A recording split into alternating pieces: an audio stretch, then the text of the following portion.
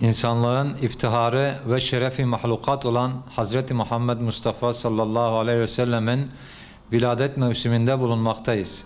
Bu viladet öyle müjdelerle doludur ki insanlık her zaman ve her zeminde bu müjdeyi beklemek içerisindedir. Bu viladetle insanlık huzur ve adalet iklimine adım atmaktadır. Bu viladetle zulüm ve vahşet yeryüzünde ve mazlumların üzerinden kalktı. Bugün de insanlık aynı hak, adalet ve huzur iklimine muhtaç ve bunun tek yolu da kutlu rehberimizin izinde ve gösterdiği yolda ilerlemektir. İşte bu nedenle her yıl bu mevsimle birlikte başlayan ve ülkemizde hem de tüm cihanda kutlu doğum etkinlikleri ile Nebi Zişan sallallahu aleyhi ve sellem yad edilmektedir. Bu etkinliklere Müslüman halk yoğun bir sevgi seliyle akmakta, duygu yoğunluğu yaşamakta ve peygamber sevdası ile coşmaktadır.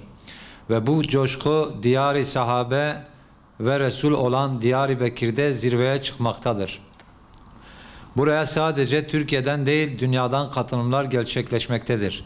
Bu vesileyle 30 Nisan tarihinde Diyarbakır'da düzenlenecek olan Kutlu Doğum etkinliğine her yıl olduğu gibi bu yılda Yetimder olarak her türlü desteği verdiğimizi ifade etmek isteriz.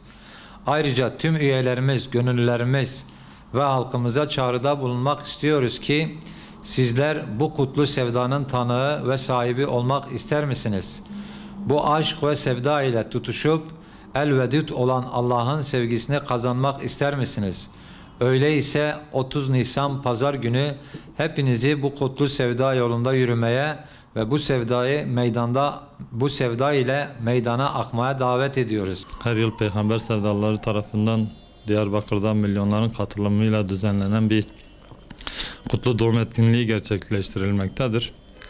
Biz de bu Peygamber sevdalıları platformuna bağlı üye sahabeler olarak her sene olduğu gibi bu seneki etkinlikte de yine üzerimize düşeni yapacağız.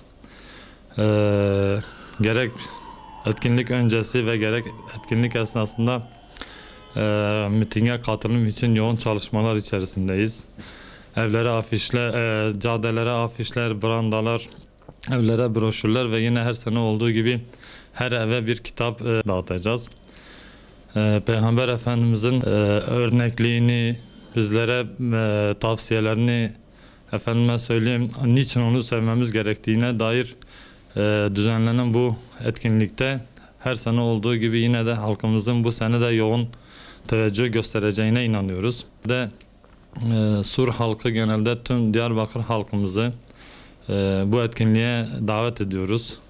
Kalbinde Allah ve Resulünün sevgisini taşıyan her Müslüman oraya gelecektir. Çekilecek olan tekbirler, salavatlardan kendini mahrum bırakmayacaktır. Bu sevdayı hep beraber yaşayalım. Allah Resulü Aleyhisselatü Vesselam'ın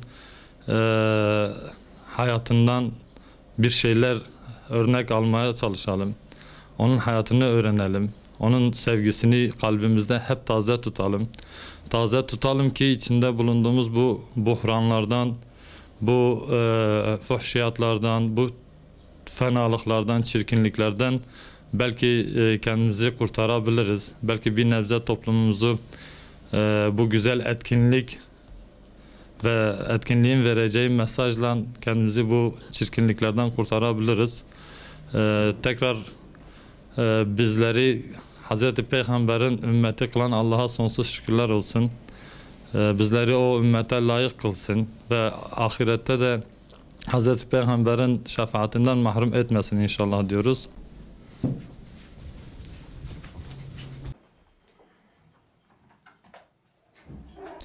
Peygamber Sevdaları platformuna üye derneklerden ilimler olarak her yıl düzenlenen yüz binlerin Muhammedi sevdayla buluştuk etkinliğe bizler de tüm üye ve gönüllülerimiz de 30 Nisan Pazar günü saat 1'de Nevroz Parkı Mevlüt alanında düzenlenecek olan Hak ve Adalet Rehberi Hz. Muhammed sallallahu aleyhi ve sellem etkinliğine inşallah katılacağız. Tüm Diyarbakır Peygamber Sevdalısı halkımızı da etkinliğe bekliyoruz.